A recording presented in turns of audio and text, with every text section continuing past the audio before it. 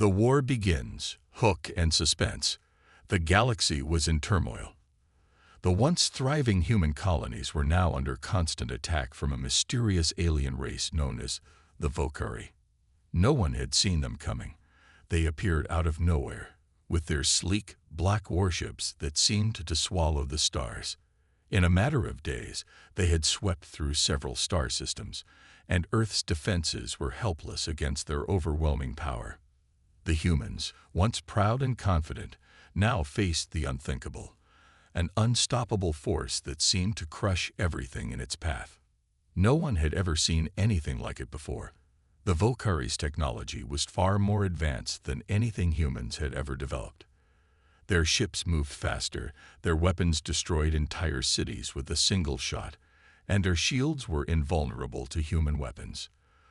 The first battle on the Outer Rim was a disaster. Human fleets fought bravely, but they were outmatched at every turn. The Volkari didn't just attack, they obliterated everything. Colonies that once flourished with life were now burning husks, their inhabitants either killed or forced to flee. There was no time to prepare, no time to regroup. In the vast silence of space, human leaders gathered in the last remaining safe havens to discuss their dwindling options. They were desperate, knowing that if the Volkari were allowed to continue their conquest, humanity itself might be wiped from existence. Earth's leaders, military commanders, and scientists were all present, trying to come up with a plan. Yet, no matter what they suggested, it all seemed useless in the face of such an overwhelming enemy. The Volkari moved too fast. They struck without warning and vanished just as quickly, leaving nothing but destruction behind them. For days, human forces tried to rally, organizing defenses across the solar system, hoping that if they could just slow the Volkari down, they might find a way to fight back. But every time they thought they had a plan, the Volkari adapted faster. They learned from every encounter, adjusting their tactics in ways that left the humans struggling to keep up. Even the bravest soldiers began to question whether there was any hope left. In the midst of all this despair, a small group of human leaders came together in secret. They were scientists, military officers, and engineers, people who had refused to give in to the overwhelming darkness. They gathered in a hidden location on Mars, away from the eyes of the enemy, to discuss a bold new plan. The Volkari had underestimated humanity's greatest strength, its adaptability. The meeting began with tension in the air. No one knew what could be done, but everyone knew something had to change. The military leaders had exhausted all traditional strategies, and they knew that continuing to fight the Volkari the way they had been would only lead to more failure. One officer stood up, his face grim, and suggested something that no one had dared to propose before: a counterattack. But not just any counterattack. This would require taking risks that humans had never considered, combining their most innovative technologies with unconventional tactics. The room fell silent. Some were skeptical. Was it even possible to fight back? Was it too late? But the commander's eyes burned with a determination that none of the others could ignore. "If we do nothing," he said, "we're all dead. The Volkari will never stop. We can either fight smarter or we can surrender. There is no other choice." The group agreed, reluctantly at first. But soon, the seed of hope had been planted. They would find a way to fight back, no matter the cost. As the leaders prepared to implement their new strategy, an air of urgency filled the room. Time was running out. They had no idea how much longer they could hold on. The Volkari were still advancing, and human morale was at an all-time low. Every day, more ships and colonies were lost. Yet in the hearts of these leaders, a spark of resistance was born. They would fight back not with overwhelming numbers or brute force, but with the one thing they still had left: their ingenuity. But the clock was ticking. The Volkari were moving closer to Earth, and no one knew if humanity had enough time to prepare. The galaxy was on the brink of extinction, and only one thing was certain: the Volkari were not going to stop until they had everything. The humans' plan was a risk, a gamble, but it was their only chance. And with each passing day, the weight of the decision grew heavier. The war had begun, and the stakes had never been higher. Would this new strategy succeed, or would the Volcari wipe out the last hope of humanity before it could even begin? The answer was still unknown, but one thing was clear. The fight for survival had only just begun, and the humans were determined to prove that they would not go down without a fight. The human resistance forms. As the Volcari tightened their grip on the galaxy, humanity's hope seemed to fade. But in the darkest hours, when it seemed as if all was lost, something unexpected happened. A small group of brave leaders refused to surrender. They believed that humans could still fight back, even if it meant doing so in ways no one had ever thought of before. The resistance was born from the ashes of defeat. It began as a small gathering of human commanders, scientists, engineers, and thinkers. They met in the hidden underground bunkers of Mars, where the Volcari had not yet reached.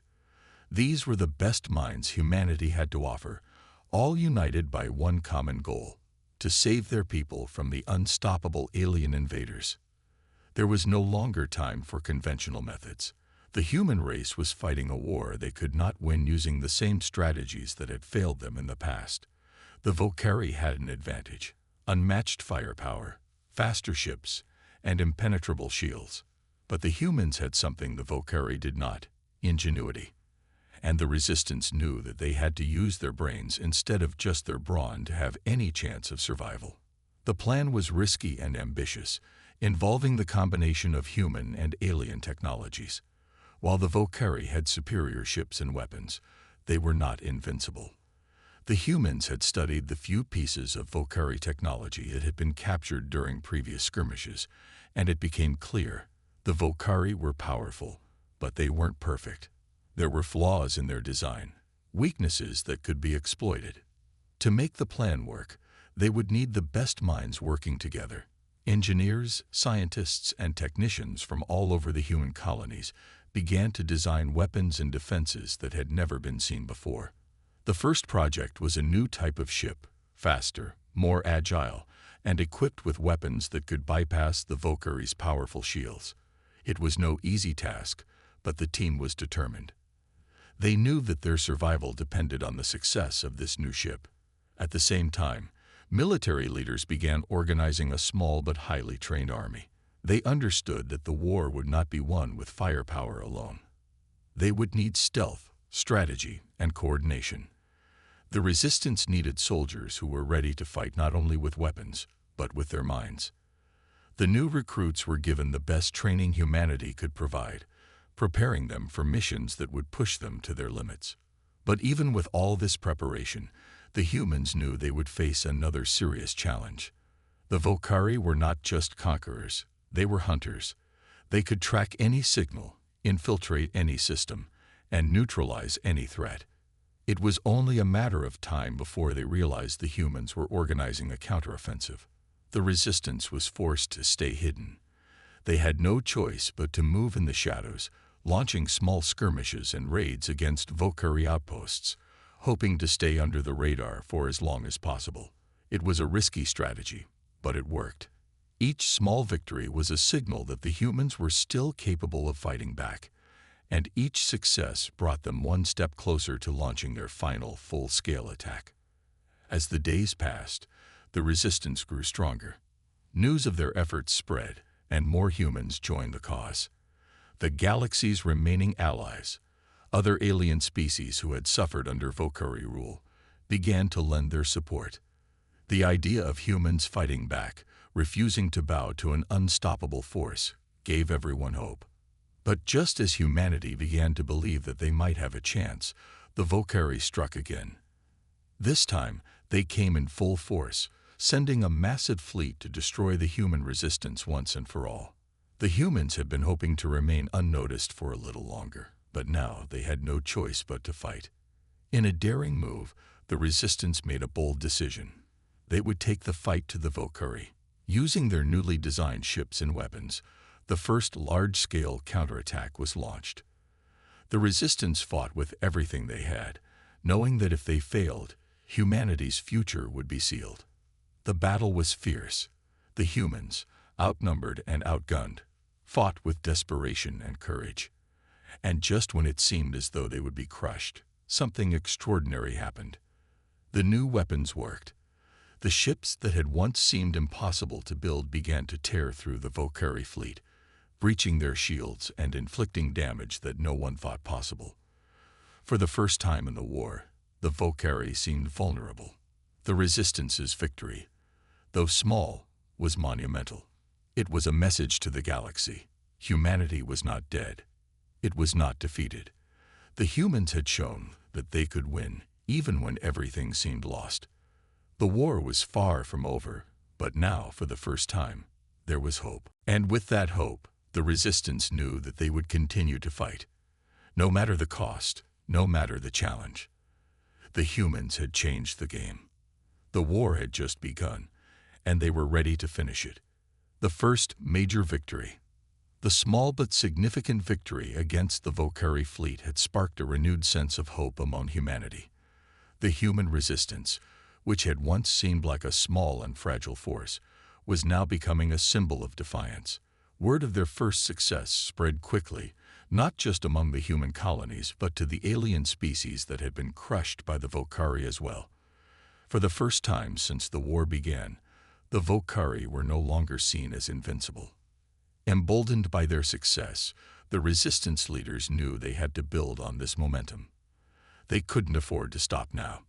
Every battle, every victory was a chance to strike at the heart of the Volcari's empire and weaken their grip on the galaxy. The humans were no longer fighting merely for survival. They were fighting for their future and for the freedom of every colony, every planet, and every species that had been threatened by the Volcari. The first major objective was to retake a key human colony that had been taken by the Volcari early in the war. The colony, called Cygnus, was an important strategic point in human space. If the Resistance could reclaim it, it would give them a foothold in the sector and allow them to disrupt the Volcari's supply lines. Cygnus had been abandoned by the larger military forces after their initial defeat, but now it was the perfect place for the Resistance to strike. The operation was set into motion, with the new ships and weapons playing a central role. The plan was simple, but dangerous. A swift, surprise attack that would catch the Volcari off guard. The human fleet would arrive at Cygnus under the cover of a coordinated electromagnetic pulse that would temporarily disable the Volcari sensors, making it impossible for them to detect the incoming assault. This would be the Resistance's chance to hit them hard and fast, before the Volcari had time to react. As the Resistance ships approached Cygnus, the tension was palpable. Every person involved in the operation understood how high the stakes were. The Volcari were not known for mercy. If they failed, the human Resistance would suffer a devastating blow. There would be no second chance. The plan began to unfold exactly as the Resistance had hoped. As they approached Cygnus, the electromagnetic pulse went off, and for a brief moment, the Volcari were blind.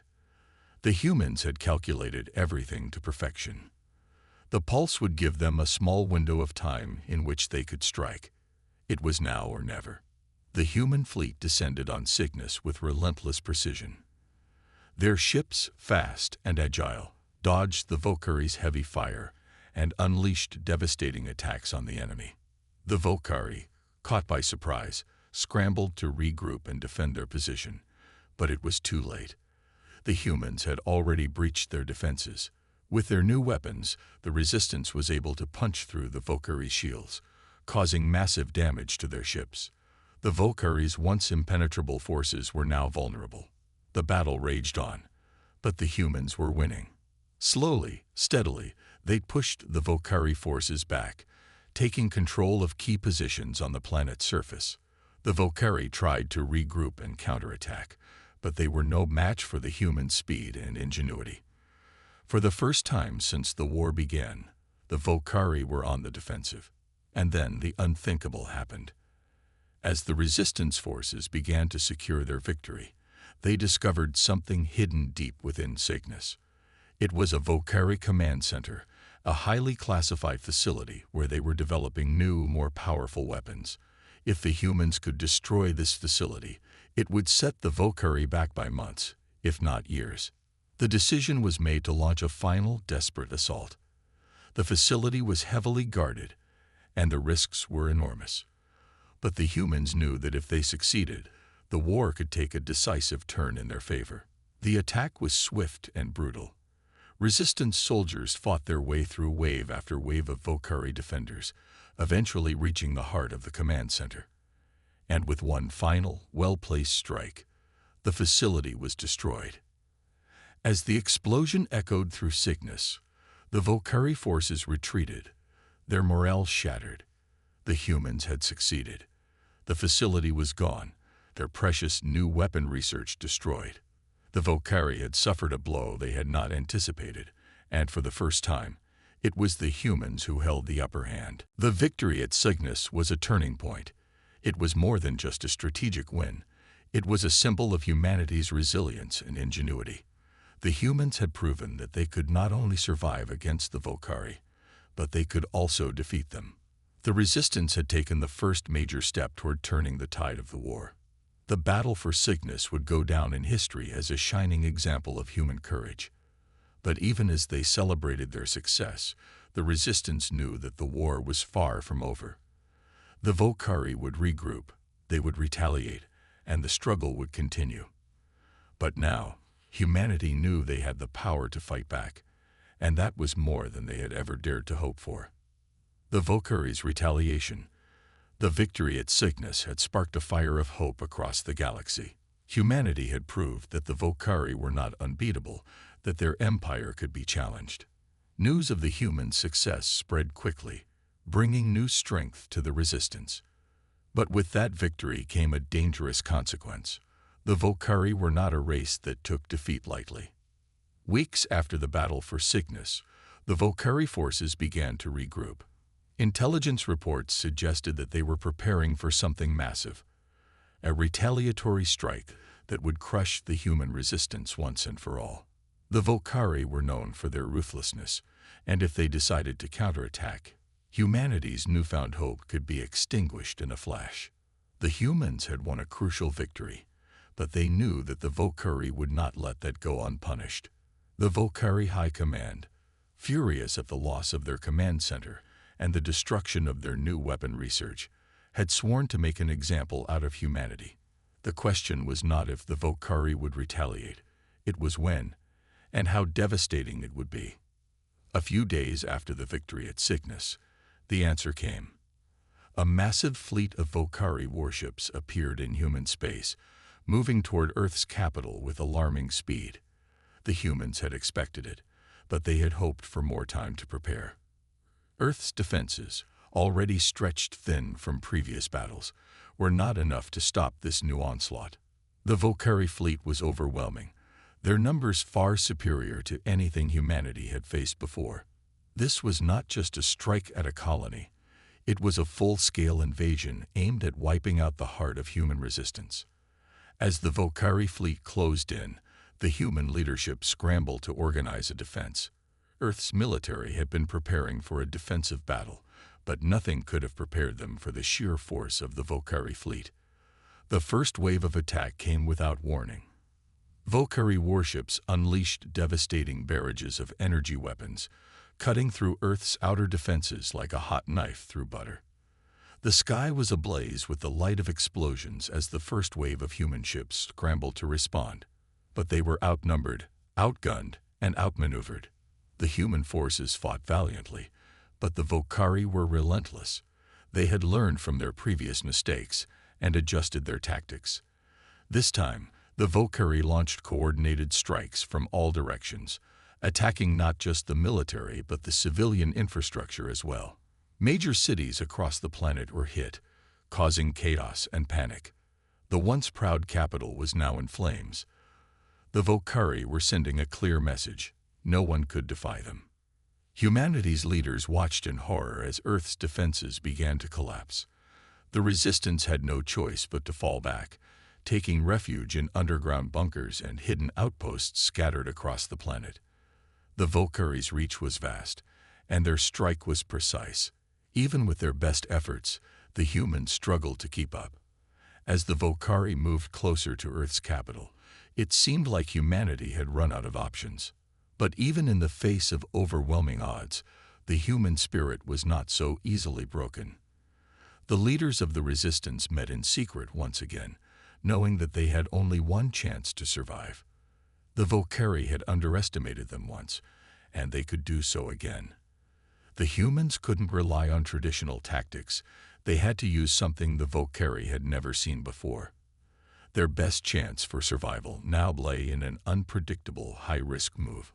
In the heart of Earth's capital, a daring plan began to take shape. The Resistance's scientists and military leaders had one final weapon they could use: an experimental energy cannon that combined human and Volcari technology. This weapon, though untested, was humanity's last hope. If it worked, it could turn the tide of the battle. But if it failed, Earth would fall. As the Volcari forces advanced, the humans prepared for the final confrontation. With their backs against the wall, they knew this was it. There would be no second chances. The final stand for Earth had begun. Humans fight back with an ingenious plan. As Earth's defenses crumbled under the relentless assault of the Volcari fleet, humanity's last hope lay in an experimental weapon that had never been tested in battle. The energy cannon, an ambitious fusion of human and captured Volcari technology, was humanity's final gamble. If it worked, it would give them the upper hand. If it failed, Earth would be lost. The weapon had been designed in secret, its development fueled by the combined genius of the human scientists and engineers who had been working under extreme pressure. Using knowledge gleaned from the few Volcari devices they had managed to capture, they had created a cannon capable of releasing an immense burst of energy strong enough to breach the Volcari's nearly indestructible shields. But the question was whether it would actually work in practice. The humans had only theoretical data to rely on, and nothing was guaranteed. The Resistance knew that this was their last chance. Earth's military forces, battered and bloodied from the Volcari's initial onslaught, had been pushed back into a final stronghold. The weapon, hidden beneath the ruins of the capital, was humanity's only remaining line of defense. But to use it, they needed to buy time. The Volcari were closing in, preparing for the final push to wipe out what little remained of human resistance. In a bold move, the humans decided to make a desperate stand at the heart of the capital. The resistance forces, small but determined, would launch a diversionary assault to draw the Volcari's attention away from the weapon. They knew the attack would likely be a suicide mission, but they had no choice. If the Volcari reached the weapon's location before it could be activated, humanity would have no future. The resistance fighters donned their armor and readied their weapons. Despite knowing the risks, they were resolute. Their morale had been bolstered by their previous victory at Sickness and the hope that this weapon could turn the tide. They would fight with everything they had, knowing that this could be the moment that determined the fate of humanity. As the resistance made their move, the Volcari fleet advanced relentlessly. Their ships loomed ominously over Earth's capital, their weapons primed for destruction. The humans launched a barrage of fire, a desperate attempt to slow the Volcari down long enough for their plan to unfold. The battle was brutal, and both sides took heavy losses. Resistance soldiers fought fiercely, pushing the Volcari back for just a few precious minutes, enough to give the team stationed at the weapon the opportunity to prepare. Meanwhile, in the underground chambers of the capital, the engineers and scientists who had built the energy cannon worked feverishly to get it operational. The weapon had been designed to harness and amplify the energy from both human and Volcari technology, but there were still concerns about its stability. Would it overload? Could it be controlled? They had no way of knowing, but it was their only option. The engineers calculated the final adjustments, and the cannon hummed to life. Outside, the battle raged on. Resistance forces, now in retreat, led the Volcari on a chase toward the weapon's location. Every step of the way, they fought to keep the Volcari distracted, knowing that if they failed, the future of Earth was sealed. Just as the Volcari reached the outer perimeter of the capital, the energy cannon came online. The moment of truth had arrived. The cannon's massive barrel illuminated the night sky, and with a roar that shook the earth, it fired. A brilliant beam of pure energy shot from the cannon, tearing through the air and slamming into the heart of the Volkari fleet. The shockwave was powerful enough to disintegrate several Volkari ships in an instant, sending shockwaves through the enemy fleet. For the first time in the war, the Volkari were thrown into disarray. The weapon had worked. The humans had done the impossible. But the victory was not without its costs. As the cannon discharged, a violent feedback surge sent a tremor through the underground chamber, causing a massive explosion. The team responsible for activating the weapon had sacrificed themselves to ensure that it fired. The energy burst they had unleashed, though successful in disabling the Volkari fleet, had also taken its toll on the capital. The Volkari were in retreat, their fleet crippled, and their confidence shattered. For the first time, humanity had shown that it could fight back on equal footing. The Volkari had not anticipated this kind of resistance. Their weapons, though powerful, had been outmatched by the sheer ingenuity of the humans who had combined their knowledge with that of the enemy. As the smoke cleared and the battlefield fell silent, humanity's leaders took a moment to reflect on the cost of their victory. The energy cannon had given them the upper hand, but it had come at the price of countless lives. The capital was in ruins, and Earth had been left scarred by the battle. But the Volkari were no longer invincible. Humanity had made its mark, and now the war was entering a new phase. The resistance was no longer fighting to survive. They were fighting to win. The battle was far from over, but the humans had proven that even the most powerful forces could be defeated with courage, determination, and a little bit of human ingenuity. The turning point.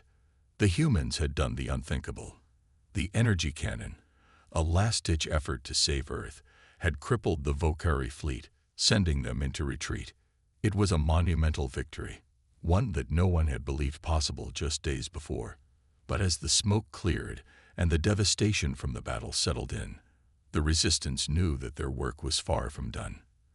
The Volkari, though shaken, were not defeated. The war was not yet won. In the aftermath of the battle, humanity took stock of its position.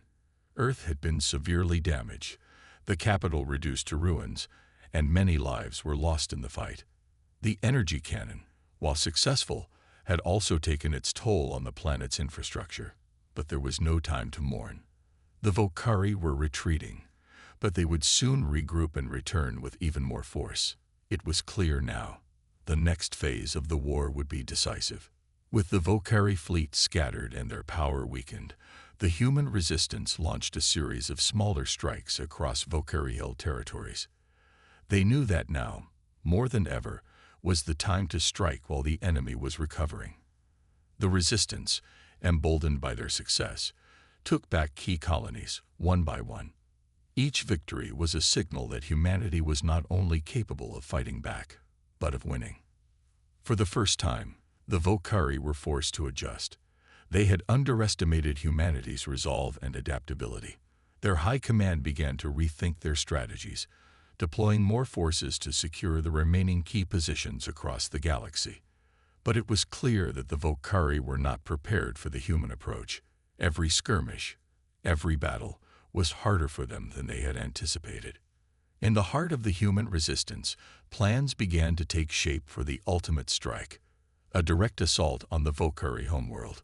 The Volkari were reeling from their loss, and the humans knew this was their chance to push for a final victory. They had the element of surprise, and they had the momentum. Every human leader, soldier, and engineer understood that this could be the moment when they either ended the war or risked losing everything. The Volkari, though weakened, were still a formidable enemy. Their forces remained vast, and their homeworld was well protected. But the humans had one thing the Volkari did not: unity. Every human, from the poorest colonies to the wealthiest cities, was now united in their resolve to defeat the invaders. The resistance had become a symbol of hope for all humanity, and it was this shared purpose that would carry them forward. As the resistance rallied, they unveiled their most daring plan yet: a fleet of newly constructed ships, equipped with advanced weaponry and the best technology humanity had developed during the war. The humans would launch an all-out assault on the Volkuri homeworld, striking at the heart of their empire. It would be the final battle, a battle to decide the fate of the galaxy. The human fleet, though smaller than the Volkuris, was faster, more maneuverable, and better equipped with advanced weapons capable of bypassing the Volkuris' once impenetrable shields. For the first time, the humans were not just fighting to survive. They were fighting for victory. Every ship in the fleet, every soldier on the ground, knew that this would be the decisive battle. The Volkuri, meanwhile, were not unaware of the looming threat. They had seen their fleets devastated, their forces scattered, and their plans disrupted by the relentless human resistance. But they had no idea how far the humans had come. The final confrontation was about to begin, and both sides knew that it would either be the end of the war or the end of humanity itself. As the human fleet made its way to the Volkuri homeworld, the tension was palpable. The stakes had never been higher. The war had reached its final stage, and the fate of the galaxy rested in the hands of the brave men and women who had fought to keep their species alive. The human spirit, battered but not broken, would soon face its greatest test. The final showdown. The moment had come. The long and brutal war, fought over countless worlds and years of struggle, was now on the brink of its final chapter. The human resistance, once a small and desperate group, had grown into a formidable force. They had fought back against the Volkuri's unrelenting tide, and now, with their final assault on the Volkuri homeworld, they had one last chance to end the war once and for all. As the human fleet neared the Volkuri homeworld, the tension was unbearable. The Volkuri, though still strong, had already been deeply wounded by their previous defeats. Their fleet, stretched thin and regrouping after the devastating losses, had fortified their homeworld in an attempt to prevent any further incursions. The final battle would take place in the very heart of the Volkuri Empire, and both sides knew that nothing would be the same afterward. The human fleet, now equipped with the most advanced ships and weapons humanity had ever developed, took formation and prepared for the assault. Each vessel was a symbol of human ingenuity and resilience. From the smallest fighter to the largest battlecruiser, every ship was a reminder of the incredible sacrifices that had been made to get to this point. As they entered Volkuri space, the Volkuri responded with the full force of their fleet. The humans knew they were walking into the lion's den, and the Volkuri were not about to give up their homeworld without a fight. The battle was fierce from the very first moment. As the two forces collided in space, a storm of energy blasts, missiles, and devastating weaponry. But the humans had a secret weapon, something the Volkuri could never anticipate. The new technology developed by the Resistance allowed the human ships to be far more agile and faster than the Volkuri had expected. They could outmaneuver the Volkuri's heavy weaponry, launching precise strikes at their weak points. The Volkuri were powerful, but they were slow to adapt, and humanity's unpredictability gave them an edge. On the ground, the human forces began their assault on the Volkuri capital, a sprawling city surrounded by towering walls and heavily fortified defenses. The Volkuri soldiers fought fiercely to protect their homeworld, but the humans had learned from every previous battle. They knew how to fight smarter, not just harder. They used their knowledge of the Volkuri's technology to disable key defenses and penetrate the heart of the city. The final push to the Volkuri Central Command Center was intense. Every step forward was met with a ferocious counterattack. The human soldiers, though outnumbered and exhausted, pushed through, determined to finish what they had started. Every soldier knew that this was it, the moment that would decide the fate of the galaxy. They fought with everything they had, their determination fueled by the knowledge that their families, their homes, and their way of life depended on this battle. In the skies above, the human fleet continued to wage war against the Volkuri ships, slowly chipping away at their forces. The Volkuri, despite their strength, were being pushed back. The tide of the war had turned. The final battle was playing out exactly as humanity had hoped, But the Volcari were not going down without a fight. They launched their most powerful weapon, a massive energy burst aimed at the human flagship, hoping to destroy the Resistance's heart. But the humans were ready. Using the knowledge they had gained from their previous victories, they activated a shield that absorbed the Volcari energy, redirecting it back toward the Volcari flagship. The blast struck their command ship directly, tearing it apart. The Volcari fleet, leaderless and in disarray, began to fall apart. One by one, their ships were destroyed or forced to retreat. As the Volcari homeworld was finally breached, the human forces pushed into the central command center. There, they faced the last of the Volcari leadership, a small yet powerful group of commanders who had fought to the very end. The final confrontation was brutal, but it was clear that the humans had the upper hand. With one final strike, humanity secured the Volcari capital. The remaining Volcari forces, realizing they were defeated, surrendered. The war, which had cost so much, had finally come to an end. The Volcari Empire, once seen as invincible, was no more. The galaxy was free from their tyranny. Humanity stood victorious, not just as survivors, but as conquerors. They had faced an enemy stronger and more powerful than they could have imagined, but through their resilience, courage, and ingenuity, they had triumphed. The cost had been high. Countless lives lost, entire cities destroyed, and entire generations spared by the horrors of war. But the price was worth it. Humanity had proved that even against overwhelming odds, they could rise and change the course of history. As the survivors looked out over the ruins of the Volcari capital, they knew that the war was over, but their work was just beginning. The galaxy was theirs to rebuild, and they would never forget the price of victory, nor the strength it took to achieve it. For they had proven that no enemy was unstoppable, not as long as humanity had the will to fight.